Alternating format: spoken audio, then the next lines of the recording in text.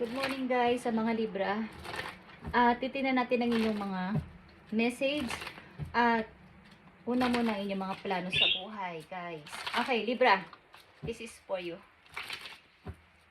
Maaring plano ng mga Libra sa kailang buhay simula sa araw na to. Ano ang kanyang plano o mga plano nyo sa buhay. Mga nais pang gawin. Okay. Tingnan natin. Libra. I need 3 messages lang dito sa mga naiisipan yung plano simula sa araw na to. King of Wands, maging negosyante someday o maging negosyante talaga. At ginagawa na ng ilan sa inyo. Plano nyo may mga dalawin din na mga kamag-anak na matagal nyo nang hindi nakikita guys. Okay? Mga namimiss nyo.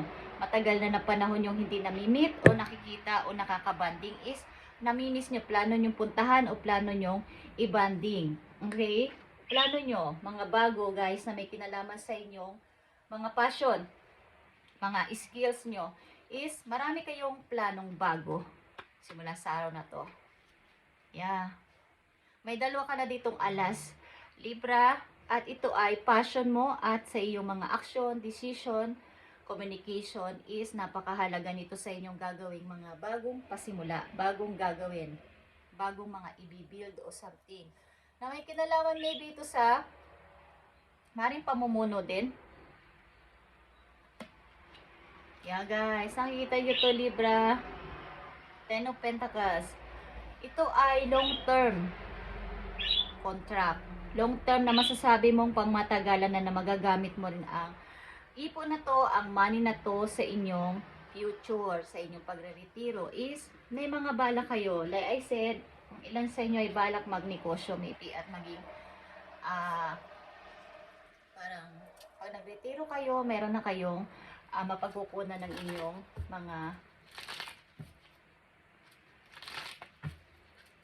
gagastusin. Okay, o mga gagawin sa buhay is mga pupuntahan, kayo na yung baga wala kayong poproblemahin guys. Pang long term ang gusto ninyo. Okay. At may dalawa ka ditong alas na hawak na sa iyong pag kaya mo namang makipag-communicate, kaya mo namang mag-desisyon, kaya mo namang magplano, at may kinalaman to sa iyong passion, sa iyong hilig. Yung nakapapasaya sa iyo is merong mga bagong dumadating o pumapasok sa isip mo. Okay, sa mga Libra nandito sa reading, plano ninyong mag-business.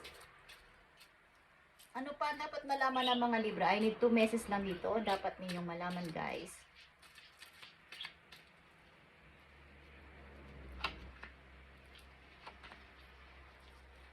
So, kailangan nyo talagang pumili. Okay, ito ay too fat ng inyong buhay. Maring may mga old situation at pinipilit nyo na parang mag-iba kaya ako ng way. Baguhin ko naman ang strategy ko. Baguhin ko naman ang technique ko sa aking papasimulan. Okay? 8 of Swords and 6 of Cups. Guys, andito ang pamisa-misan kayo ay napapatulala, nahahang. But naiisip nyo ang mga mahal nyo sa buhay na kailangan nyo magdesisyon. Okay? Para matupad ulit ang inyong dream, ang inyong pangarap na naudlot, something. Mayroong ghosting galing sa nakaraan, but andito yung inyong hangarin na kayo ay mag-move on ng tuloy-tuloy at matupad muli ang inyong pangarap na naudlot. At may Ace of Cups dito guys. Okay, puno-puno kayo ng mga bagong ideas sa inyong isip sa mga Libra na dito sa reading. Tingnan natin guys. Ano pa ang dapat malaman ng mga Libra na naaayon o base sa kanilang sitwasyon sa kasalukuyan? I need po ng message. I need 4 message dito. I need 4 message po para sa mga Libra. So, iwasan ninyo mga group of chat guys na maaaring kayo ay sabutahihin ng mga ito. Kunin ang mga mga something collective. Okay, yung mga naiipon yung mga ito ay about sa inyong mga sinasabi, sa inyong mga pinaplano, is may mga tao na pwedeng magnakaw dito sa inyo. At kapag ito ay kanilang nakuha at sila yung naunang gumawa, naunang mag-start, is sasabihin kayo yung copy, kayo yung nanggaya. Okay? So mag-ingat kayo sa mga group of people, circle of friends na inyong hindi naman masama yun guys, kaya lang maging aware kayo sa kanilang pananalita, sa kanilang motive, sa kanilang intention sa inyo, bakit sila lapit ng lapit sa inyo, bakit sila nakikipaglapit sa inyo. So huwag kayong masyadong magbigay ng mga detalye about sa inyong buhay, sa inyong mga gagawin, at sa inyong mga plano sa hinaharap. Okay Libra? Yan ay paalala sa inyo, kung gusto nyo lang sundin. The Hangman is here guys, pag-observe talaga to. Matalino kayo, mga Libra nandito, at mapag-observe kayo sa paligid. Kahit balibaligtarin pa kayo, is alam nyo ang mga taong hindi naaayon sa inyong vision, hindi nyo katulad ang pananaw, alam nyo to, at matalas ang inyong pakaramdam, okay? Lalo na sa mga pandinig nyo. Alam nyo ang, kumbaga mayroon kayong protection sa inyong sarili, na hindi ako magpapasakop sa inyo. Ano man ang inyong sabihin, ipukol sa akin ng mga masalita at mga paninira, andito yung inyong pagiging isang matalino, okay? Mapag-observe. Something waiting, meron ditong nagwe-wait. Kailan kaya darating? Kailan kaya mangyayari? Okay guys, Knight of Swords. Dumarating yung kayo, kahit kayo nagwe-wait ng isang bagay, naghihintay ng isang mahalaga itong tao sa buhay ninyo, mahalagang opportunity sa inyo, na inihintay ninyo kung kailan darating ang panahon na yon, kailan darating ang time na yon, is andito yung inyong pagpupursige na mga sa plano ninyo, sa mga gusto ninyong gawin. Hindi kayo nai-stuck lang doon sa paghihintay.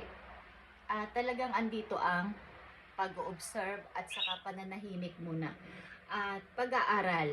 Okay? Makinig kayo sa sarili ninyo at wag sa iba. Nandito ang The High Priestess. Pakikinig ito sa sariling opinion, sa sariling iniisip. Pwede namang makinig, kaya lang ay wag yung sundin sila. Mas sundin nyo ay ang sarili ninyo, sapagkat kayo ang, baga ito ay planadong sikreto. Ito ay mysterious, okay? Mystery. Something na paghingi ng guide mula sa heaven ang ginagawa ninyo, hindi paghingi ng guide mula sa mga tao. Okay?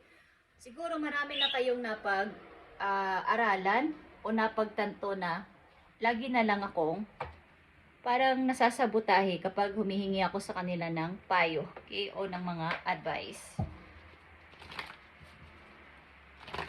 Message pa para sa iyo, Libra, na may kinalaman sa inyong gagawin sa buhay at mga nakapalibot sa inyong tao. Okay. Paglago ito sa pera, guys. Paglago sa kaperahan, Libra, I need 2 messages dito.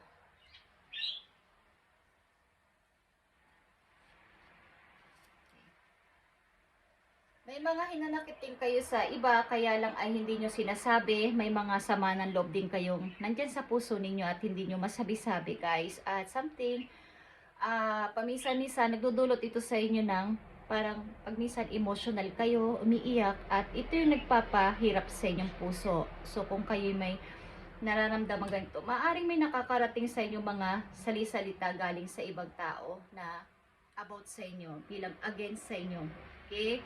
So, andyan yung inyong pananahimik at pagbaga nasa puso nyo lang yung sama ng loob. So, inyo itong i-release. Okay, Libra. Okay, guys. Crown chakra is here.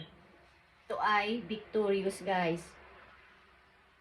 Big changes sa buhay mong mangyayari. Pag-shift ng inyong, lalo na sa inyong spiritual. Okay, sobrang mas tumatag pa. Kung kayo ay sobrang malakas ang pananampalataya, ang faith kay God, na lahat ng bagay ay may reason, lahat ng bagay ay may tamang process, is sobra talaga yung nangyaring changes sa inyong buhay, lalo na nung kayo ay mas nag-upgrade pa sa spiritual ninyong pamumuhay. Okay, ito ay pagtatagumpay, guys. At nandito ang financial and material changes. ito ay konting-konti lang na obstacle na dapat ninyong malaman para mayroon kayong idea na ups and down ang magiging kumbaga tingnan ninyo ang inyong cash flow, ang paglabas ng inyong money, kung magkano lang inyong kita, dapat ay hindi lalagpas sa inyong mga ginagastos. Okay, at may potential na iba ang inyong ipon o kumbaga, tingnan nyo mabuti kung ano inyong mga needs lang at want sa inyong mga bibilhin.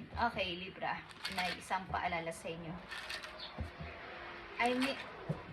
Tingnan niyo ang inyong mga kailangan lang at hindi yung mga hindi nyo naman gagamitin ay inyong bibilin. Is masasayang lang inyong ipon, guys. Okay? Message pa para sa mga Libra. Tignan natin.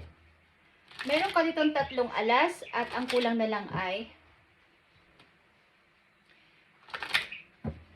itong Ace of Wands, Ace of Swords at Ace of Cups, guys. Maaaring ito ay pagpaplano para sa inyong paglago sa money sapagkat kailangan nyo to. Nandito ang 10 of Pentacles. Ang sunod dyan ay Ace of Pentacles, guys.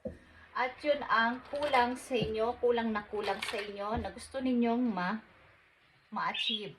Ang magkaroon pa ng maraming ipon at dahil sa inyong pagre-retiro someday kung kayo ay nag-iisip sa future. Okay. Is mga plano ito na dapat ninyong munang ilihim at mga pag-observe sa lahat. Maaring kayo ngayon ay kumbaga satisfied naman sa inyong pamumuhay. Andito lang yung kailangan ninyong mag-ingat sa mga taong pwede sa inyong kumuha ng mga ninyong ninanais, naiisip o naiisipan na idea sapagkat baka kayo ay kanilang patalikod na siraan, patalikod na traidorin at mahirap na. Okay, Libra? At may potential dito na mamili kayo sa dalawang napakagandang opportunity na darating at mag-o-offer sa inyo. Narito ay sa labas ng inyong bansa. Kung kayo nasaan man na lugar ngayon is kayo ay aalis sa inyong lugar para maghanap ng baga sa ibang lugar makipagsapalaran. Travel din is potential dito. Tingnan natin, Libra. Control is here at ito ay Lion, guys. If you have moderate aggressive impulse, this is an invitation to control your temper. So kung sa inyong sitwasyon sa ngayon is nakakaranas kayo talaga ng parang nauubusan na ako sa inyo ng pasensya. Okay. Nauubusan na ako sa inyo ng pasensya. Pwede ba? Is control your temper. Libra, you are encouraged to explore how to express your needs or thoughts more openly and constructively to reduce your level of frustration. So, kung kayo talaga, dahil kayo napakamasikretong tao at ayaw ninyo may mga baga, talagang kayo ay nag-o-observe sa paligid. Hindi kayo basta-basta nagsasalita at nag-o-open sa ibang tao. So, paminsan-minsan sa mga napagkakatiwalaan nyo naman na kahit mangilan-ngilan lang is i-open nyo ang inyong nararamdaman para mailabas-labas naman ang mga sama ng loob ninyo at marilis yan sa inyong puso. Nagdudulot yan sa inyo ng kumbaga, hindi rin na pagkakatulog. Okay, Libra, last message po you. Ang target mo ngayon ay, karamihan sa mga Libra dito, target nyo ay maparami pang inyong ipon para sa future. At almost nasa iyo na ang 3 alas, kulang na lang Ace of Pentacles at ito ay makakamit mo. Okay? Ilan sa inyo naghihintay ng yung promise ng isang tao mula sa malayo o promise na parang may ina-play ng ilan sa inyo mula sa malayo at naghihintay kayo ng pagdating ng mga news. Okay. Tingnan natin, Libra. Ang last message for you. Words of abundance is here. You have the ability to instantly manifest abundance by chasing powerfully positive words. Okay, sa mga positive words, mamamanifest o i-manifest nyo ang pagdating ng inyong kaperahan, guys. Sa inyong positibong pagsasalita, positibong kaisipan about sa intention ninyo sa money na yon, about sa intention ninyo para dumami inyong pera, at ito ay words of abundance. Always describe your own and the world economic situation is loving and optimistic terms. And that is what you attract yourself and others.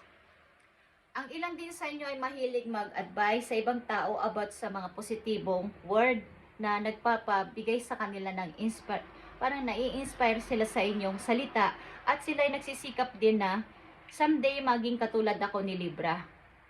Sana maging katulad din kita, Libra, na umaangat at umaangat sa kaperahan. Okay? Marami kayong advice sa ibang tao na kayo ay nag-a-advise ng positibo at kagandahan ng buhay. Kaya kayo dito ay mapag-observe sa mga tao lumalapit sa inyo. Okay guys, at panatilihin nyo hanggat maaari ay kumain kayo ng mga organic foods. Mga binibili nyo sa labas ay kailangan kayo ay maging mapanuri sa ipapasok nyo sa inyong katawan na pagkain. Lalo na kung kayo nasa ibang lugar at wala kayo sa sarili ninyong, malayo kayo sa mga kamag-anak ninyo, is kailangan is hanggat maaari ay organic goods. At ang ilan din sa inyo ay concerned sa nature. Okay? Kayo ay mahilig sa mga, himbaga, iisip niyo yung ecosystem, okay, ng mundo. Na kapag binili ko to, may masasayang. Kapag ginamit ko to, magiging basura pa na magdadulot sa lahat. Okay, kayo ay mahilig na walang nasasayang na goods at walang nasasayang na food ang inyong pananaw sa buhay. Okay, Libra, thank you and God bless. And maging mapanuri. Sapagkat may pwedeng magbigay sa iyo ng sakit dito. Okay, at kayo ay pagtaksilan patalikod. Pag hindi nyo alam, kayo pala ay may mga ginagawa na sa inyong masama sa inyong, hindi nyo sila nakikita, hindi nyo sila naririnig na is, andun yung pagsasalita ng masasakit at masasama sa inyo. So, ingat-ingat sa mga group of people, mga group of, parang maraming members sa mga sinasalihan kung saan-saan. Okay, I feel. Thank you, Libra, and God bless.